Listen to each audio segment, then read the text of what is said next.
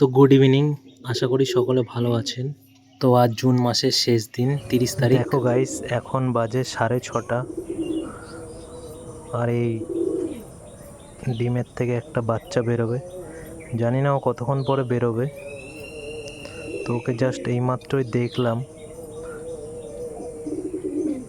তো অনেকক্ষণ ধরে হয়তো এমন করছে, তাই এক ফোঁটা জল ওর মুখে দিলাম, তাহলে ও এই ডিম থেকে বেরোনোর জন্য একটু শক্তি বেশি পাবে। জানি না তোমরা দেখতে পারছো কি না, ওর ঠোঁটটা আপাতত দেখা যাচ্ছে। তো এই ডিমটা খুবই ছোট। এই পায়রাটা, সেই বলেছিলাম একটাই ডিম পারে, সেই পায়রাটার ডিমের বাচ্চা। তো হয়তো এটা কালকে বেরোবে, তো কালকে বেরোলে আমি আপনাদের দেখাবো।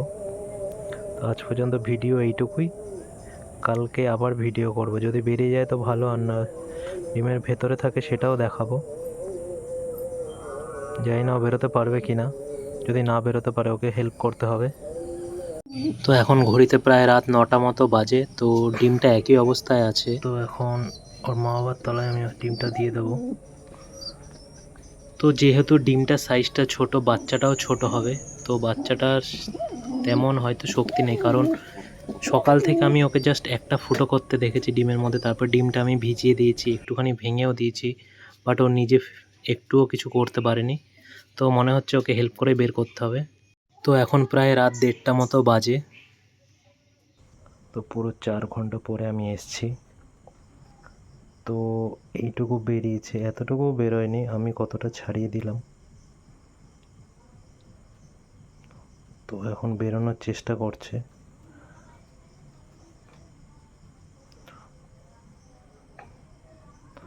তো আবার আপনাদের কালকে সকালে দেখাবো। আমি ওকে পুরোটা বের করে দেব না, কারণ পুরোটা বের করে দিলে অসুবিধা হতে পারে। তো আবার কালকে সকালে দেখাবো। তো এখন বাজে সকাল 8টা। তো কালকে যেই বাচ্চাটা আপনাদের দেখিয়েছিলাম, তো এটা সকালে ফুটে গেছে। ছটার সময় এসে আমি একবার দেখেছি, কিন্তু ভিডিও করা হয়নি।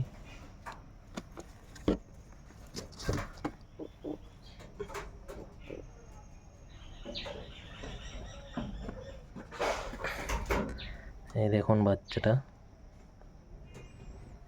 তো নর্মাল পায়রা যে সাইজের ডিম পারে, এই বাচ্চাটার সাইজ ঠিক ওইটুকুই হয়েছে। মানে এত ছোট ডিম থেকে যে বাচ্চা বেরোবে, এটা আমি ভাবতে পারিনি। ডিমটা খুবই ছোট ছিল, তাই বাচ্চাটাও ছোট হয়েছে। তো বেশিক্ষণ হাতে রাখবো না, ওর মা বাবার কাছে ছেড়ে দেবো। তো হয়তো খেতে পারেনি ঠিক করে, কারণ ক্রপ মিলগুলো ওর ঠোঁটের ওপরে লেগে আছে। তো ওর মাকে দিয়ে দেবো, মা খাওয়াবে ওকে।